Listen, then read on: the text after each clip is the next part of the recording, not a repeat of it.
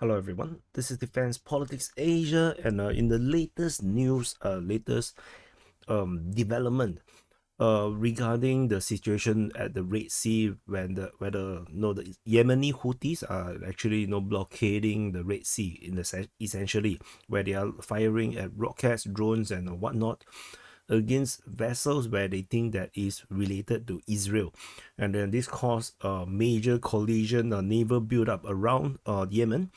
And in the latest development, what we have is that the Malaysians have decided to so-called um, prohibit any Israeli ships or flagships or any ships that is heading to Israel from porting over in Malaysia. And so I first saw this news over at Iran Observer. This guy I decided to unfollow because his the kind of narrative that he put is always false. So he wrote that the Straits of Malacca is closed for Israeli shipping company ZIM. And so the company's ships are now prohibited from docking or transiting the territorial water of the country. And but he claimed that it's closed for the Straits of Malacca is closed, which I promptly kind of reacted that nah, they can sail on the Indonesian side. So this is then I can corroborate this news with the CNN, or actually you can go on any other news. So is that the Malaysian government basically bans Israeli and or Israeli flagships or any vessels heading to Israel to dock at its port. And this is confirmed news, announcements by the Prime Minister Anwar Ibrahim.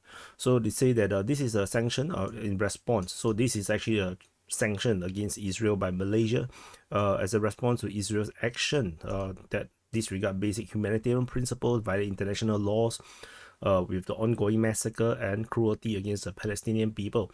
And to be honest, this wording I cannot deny is true. So I would deny that it's a genocide, but because genocide is a totally different level. But massacre, yeah, I kind of agree with that. So Malaysia has always been a great supporter of Palestine, and they are basically have diplomatic contact with Hamas. And so in the parliamentary speech, they say that they will continue to maintain ties with Hamas and will not punish the group.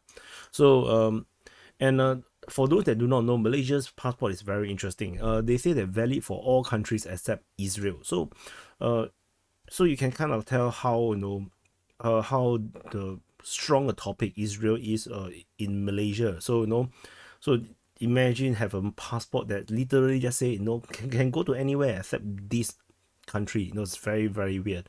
So anyway, so which means that Malaysians cannot really visit the Al-Aqsa, to put it that way. Okay, so anyway, this is the situation, but I would just want to highlight, it's not true that the Straits of Malacca is closed. It can't be closed. It cannot be closed to anyone. So even not just Indonesian side that can sail, like of course someone say that they hope that Indonesia would join Malaysia. I want to highlight that it's not possible. Even if Indonesia have joined the sanctions against Israel, the Malaccan Strait is an international water. There is an international shipping route. It cannot be closed. Closure of the waterway is against international law, and it will have further consequences. It's basically the same thing as what the Houthis have done over the Red Sea. You cannot block international water, and so by if everything goes, nobody do stupid things. Even if Indonesia sanctions Israel, what will happen is that the ships will still be able to travel through the Straits of Malacca, and they will just dock at Singapore. And it's not going to be something very unique because they will be docking in Singapore. So based on the article, you can see that ZIM has been docking over in Malaysia since 2005 after it was allowed to dock. So now this is actually very special. It's a special law that allows them to dock. So now the current government will override the past cabinet decisions. So they are not allowed. But generally speaking, that will only mean that ZIM cannot take up any shipping projects or any shipping deals to send cargo or take cargo in Malaysia. That will be it. They will still be coming to Singapore. So in the case where some people, of course, you see like Constantine the trader say that, you know, international law, you know, he laugh about it, but the reality is international law applies to smaller and weaker countries. It doesn't really apply that much when you come to major powers like China, Russia, you know, United States, India. You know, sometimes this is become very weak. International law becomes very weak because nobody can force these powerful countries to do anything. But when you talk about smaller, weaker countries like Malaysia, and by an extent Indonesia, it's going to be quite difficult because the Indonesian navy is still not powerful enough. Let's say if, you know, something happens, you know, for example, you know, United States come and say, you know, you cannot block. If you block, it's war. You know, it's the kind of thing is very hard, you know, for them to enforce the kind of a blockade, and how, and you know, yeah, this is the kind of situation. So that's why you see a naval, you know, collision forming over at the Red Sea. So basically, the only difference is that the Houthis do not have the nobody want to dock in Yemen, so you know it's very minimal. So that's why they fire, you know, drones and rockets and missiles to project their influence that they do not have. You know, they do not have the kind of geopolitical influence. So the only way is through military means. Malaysia try to do it in a minimal, in a local way, in a minimal way that they can. So you know, if they try to do the same way, then you can see another collision fleet forming over at Malaysia, and it will be a super bad idea for Singapore. So you know, don't do something stupid, please. So yeah, so talking about this freedom of navigation of international water, it's the same thing as I've written here. Basically, in South China Sea is basically the same thing.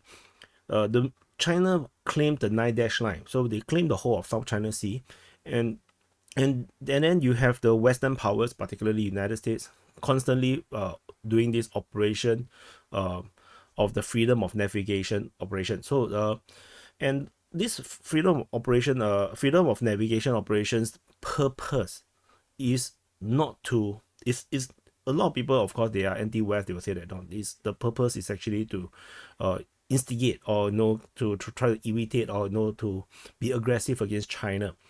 In a way, it's actually only half true. It's not exactly true because of the claims. The claims cannot be verified by anyone. Nobody will allow China to just claim the whole international water of South China Sea as territorial water.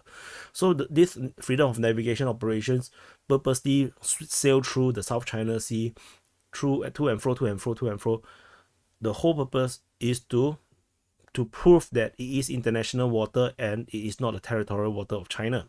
So this is to deny South China Sea as a China's territorial water and keep it as international water, and this is the enforcement of international law. So which is why, you know, this claim of Straits of Malacca is closed to Israeli shipping company is fake news. So this is important to note. And so this is also, you know, the just some context in terms of, you know, this banning by Malaysia on Israeli linked owned flag or ships that is heading to Israel. It will have some commercial implications for sure, but it will just means more business for Singapore port. That's all. It will just mean more business for Singapore. So anyway, thank you for watching. Do press the like button, subscribe, and I'll see you guys in the next update.